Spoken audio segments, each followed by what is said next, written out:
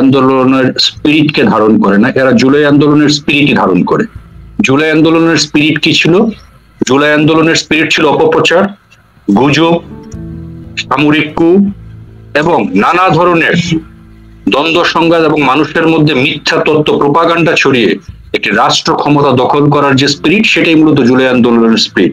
এবং এই স্পিরিটে মানুষ বোকা হয়েছে, বাংলাদেশের মানুষ, যেটা 5 মাস পরে একেবারে সঠিকভাবে প্রতীয়মান হচ্ছে যে জুলাই আগস্টের যে আন্দোলন ছিল সেটা মূলত ছিল ক্ষমতা দখলের একটি আন্দোলন, সেটা ছিল গণতন্ত্র হত্যার একটি আন্দোলন, সেটা ছিল একটি উন্নয়নশীল সরকারকে রাষ্ট্র ক্ষমতা থেকে হটিয়ে এখানে একটি মৌলবাদী রাষ্ট্র ক্ষমতা কায়েমের ষড়যন্ত্রের আন্দোলন। এবং আমরা 5 মাস পরে তাদের যে আস্ফালন, তাদের যে কর্মকাণ্ড এবং তাদের যে রাজনৈতিক দর্শন, আমরা সেটি দেখে আমরা সেটি এক কথায় বলতে পারি, এই জুলাই আগস্টের স্পিরিট ছিল মূলত বাংলাদেশে মৌলবাদী শক্তির উপাখ্যান। জুলাই আন্দোলনের স্পিরিট ছিল গণতন্ত্র হত্যা।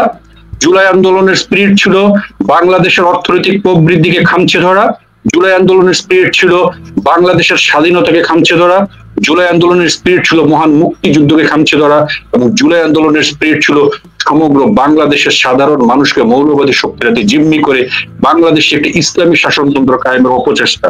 এবং এই অপচেষ্টা আজকে যারা সরকার গঠন করেছে, তারা যখন আমাদেরকে বিভিন্ন জায়গায় তারা বলছে যে বাংলাদেশের যারা বাংলাদেশ বিরোধী শক্তি, তারা বাংলাদেশে রাজনীতি করতে দিবে না, আমি তো দেখি বাংলাদেশ বিরোধী শক্তি তো তারাই, এর সমন্বয়করা বাংলাদেশ বিরোধী শক্তি, কারণ তারা 72 সংবিধানকে ছুড়ে ফেলতে চায়, তারা মুক্তিযুদ্ধকে অপমান করতে চায়, তাহলে তারাই তো বাংলাদেশ বিরোধী শক্তি। এবং এই সমন্বয়কদেরকে যারা আশ্রয় প্রশ্রয় দিচ্ছে, তারাও বাংলাদেশ বিরোধী শক্তি। এবং বাংলাদেশ বিরোধী শক্তি আরেকটি প্রতিষ্ঠিত শক্তি হচ্ছে জামাতে ইসলামী, যারা রেজলিউশন করে 1971 মহান মুক্তিযুদ্ধের বিরোধিতা করেছিল, তো তারাই বাংলাদেশ বিরোধী শক্তি। এবং এই সমন্বয়করা আপনারা দেখবেন জুলাই থেকে অদ্যাবধি কেউ জামাতকে নিয়ে কিন্তু কোনো কথা বলে না, জামাতের বিরুদ্ধে কিন্তু তাদের কোনো ধরনের ভূমিকা নেই। এবং জামাতের সাথে তাদের যে সখ্যতা এবং তাদের যে সমন্বয়কদের যে আমরা ক্রোনোলজি দেখতে পাই, তাদের 158 জনের মধ্যে 108 জন শিবিরের কর্মী, এবং প্রত্যেকটা জায়গাতে জামাত শিবিরের A team, B team, C team, D team, এরকম টিম করে করে জামাত শিবির এই আন্দোলনকে নানাভাবে প্রভাবিত করেছে। এখানে বিপুল পরিমাণ অর্থের লেনদেন হয়েছে, এখানে সামরিক শক্তিকে ব্যবহার করা হয়েছে। এবং পক্ষান্তরে আজকে যারা গণতন্ত্রের কথা বলেন, আজকে যারা বাক স্বাধীনতার কথা বলেন, আজকে যারা উন্নয়নের কথা বলেন, বিগত 5 মাসে কোথায় গণতন্ত্র? বিগত 5 মাসে কোথায় উন্নয়ন? বিগত 5 মাসে আজকে কোথায় দাঁড়িয়ে বাংলাদেশ, যেখানে গত 11 বছরের সর্বনিম্ন আপনার রেকর্ডস করেছে হচ্ছে আপনার বিদেশি বিনিয়োগ 71% কমেছে, তাই তো? যেই আমরা যাদেরকে বলা হয়, ডক্টর ইউনূসকে বলা হয় আপনার মার্কেটিং এর পোস্টার বয় ওয়ার্ল্ড ওয়াইড, যে তিনি আসলে বাংলাদেশে উন্নয়নের জোয়ার বসে যাবে, বন্যায় ভেসে যাবে, সে বন্যা তো আমরা দেখছি বিগত 5 মাসে। কোন দেশ থেকে কি 1টি টাকার অনুদান উনি আনতে পেরেছেন বাংলাদেশে? কোন একটি বৈদেশিক সাহায্য কি এসেছে? বিগত 5 মাসে বাংলাদেশে কি কোন একটি বৈদেশিক কোম্পানি এসেছে? বিগত 5 মাসে কি বাংলাদেশের অর্থনৈতিক প্রবৃদ্ধি বৃদ্ধি পেয়েছে? বিগত 5 মাসে কি কর্মসংস্থান বৃদ্ধি পেয়েছে? বিগত 5 মাসে কি গণতন্ত্র উত্তরণ ঘটেছে? সেটা তো দেখিনি, বরং বাংলাদেশ এখন একটি মবের রাজ্যে পরিণত হয়েছে। আগে বলতো মগের মুল্লুক, এখন বলা হয় মবের মুল্লুক।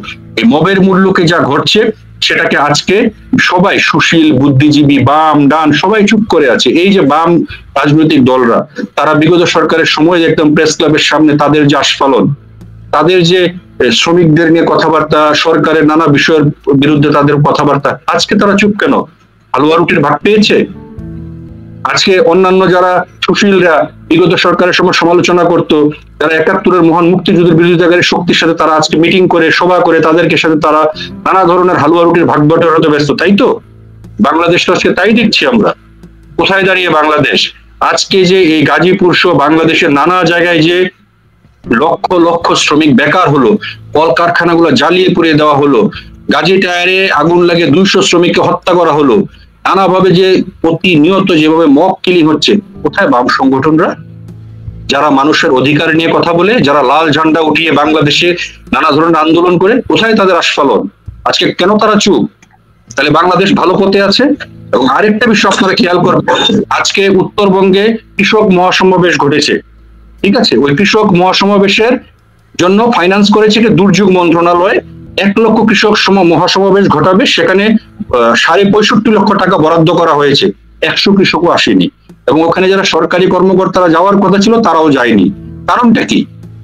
আপনি সরকারের পৃষ্ঠপোষকতায় সরকারি টাকা দিয়ে আপনি রাজনৈতিক মিছিল মিটিং করবেন, আর বাংলাদেশে বসে বসে বিভিন্ন রাজনৈতিক দল তামাশা দেখবে, সেটাই তো হচ্ছে বাংলাদেশে। বাংলাদেশে কি আসলে কোনো রাজনীতি আছে? কেউ বলতে পারবে যে বাংলাদেশে রাজনীতি আছে? কারা করছে রাজনীতি বাংলাদেশে? এই নাবালক শিশুরা রাজনীতি শিখাচ্ছে, আর বাংলাদেশের বয়োজ্যেষ্ঠ রাজনৈতিক নেতৃত্বরা দেখে দেখে, তাদের আস্ফালন দেখে দেখে বাংলাদেশের রাজনীতি শিখছে। এই নাবালক শিশুরা আজকে যে সব কথাবার্তা বলছে, এই যে আপনার উপদেষ্টা কি জানি ওনার নাম, অনেকে আবার নাম দিয়েছে হচ্ছে কি জানি আপনার উপদেষ্টা মাহফুজ আলম সক্রেটিস সাহেবকে আবার এটা কি জানি নাম দিয়েছে, ভুলে গেলাম নামটা। তো ওই উপদেষ্টাদের কাছ থেকে আমাদের রাজনীতি শিখতে হচ্ছে না, যারা তথাকথিত হিজবুত তাহরীরের সদস্য। এই তো বাংলাদেশ। এই বাংলাদেশে আমি মনে করি এখন যারা রাজনীতি করছেন তারা সঠিক পথে আছেন, এবং তাদেরকে ধন্যবাদ। আপনারা এই রাজনীতির এই পাওয়ার প্রাপ্য। আপনাদের জন্য এই উপদেষ্টা পরিষদ, এই সমন্বয়করা যোগ্য, এবং তাদের কাছ থেকে আপনারা রাজনীতি শিখুন, এবং তাদের কাছ থেকে আপনারা বাংলাদেশকে গড়ে তুলুন। বিকজ আপনারা যেহেতু মুখের ভাষা হারিয়ে ফেলেছেন, আপনারা যেহেতু গণতন্ত্রের ভাষা ভুলে গেছেন, আপনারা যেহেতু সাধারণ মানুষের অধিকারের কথা ভুলে গেছেন, আপনারা মবের মূল্যকে, এই মব ভায়োলেন্সের জগতে যারা মব সৃষ্টি করছে তাদেরকে নিয়ে আপনারা রাজনীতিটা শিখুন, আমরা এটা উপভোগ করি। ছাত্র সমন্বয়করা আমার আগের জায়গায় যাচ্ছে, ছাত্র সমন্বয়করা এখন খুলস ছেড়ে বের হলেন। আমি এটা বলছিলাম এই কারণে বারবার খুলস ছেড়ে বেরোচ্ছিলেন। তারা এই 5 মাস ধরে তারা কিন্তু ঢাকা কেন্দ্রিক নানা বদলি, তারপর কার প্রমোশন, কার পদোন্নতি, কারে বদলি, কারে ঠেকানো, কারে আটকানো, কারে ইয়ে করা, এই নিয়ে ব্যস্ত ছিলেন।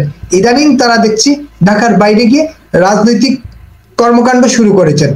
যেটা রুবেল ভাই বলছিলেন যে এরা ছাত্র রাজনীতি না, জাতীয় রাজনীতিতে প্রবেশ করেছেন। জাতীয় রাজনীতিতে প্রবেশ করে সবাই তাদের স্বাগত জানাবে, কিন্তু রাজনৈতিক দল করে কিনা প্রবেশ করা যায় কিনা সেই নিয়ে একটু যদি বলেন তানভীর, আমরা একটু শেষ পর্যায়ে।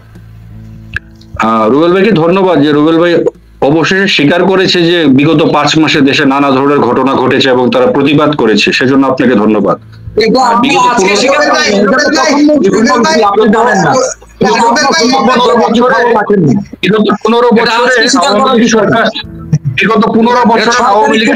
আপনারা সবাই কথা বলেন, আপনারা বিগত 15 বছরের শাসন নিয়ে সবাই কথা বলেন। মনে হচ্ছে 71-এর পরে বাংলাদেশ 15 বছরই চলেছে, আর বাকি যে বছরগুলো 39 বছর বাংলাদেশ চলে নাই। 71-এর পরে 54 বছরের মধ্যে 24 বছর আওয়ামী লীগ দেশ শাসন করেছে, এবং 29 বছর শাসন করেছে অন্যান্য রাজনৈতিক দল, সামরিক শাসকরা সহ। 29 বছরে বাংলাদেশের অর্জন এবং 24 বছরের আওয়ামী লীগের বাংলাদেশের অর্জনকে পার্থক্য করুন। শুধুমাত্র অর্থনীতিতে গত 15 বছরে 23 গুণ অর্থনীতি আপনার রিজার্ভ বৃদ্ধি পেয়েছে আওয়ামী লীগের সরকারের সময়। এটাও এগুলো তাত্ত্বিক আলোচনা, এগুলো নিয়ে কথা বলে লাভ নাই।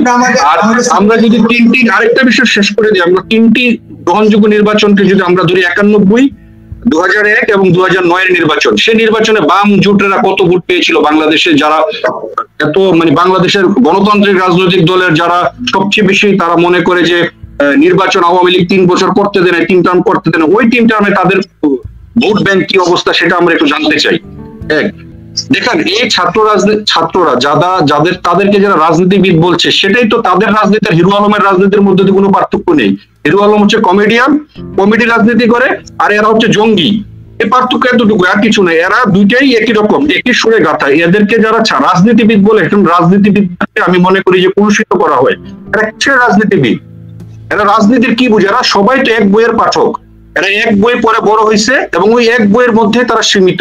তারা কি রাজনীতি, এটাকে রাজনীতি বলে?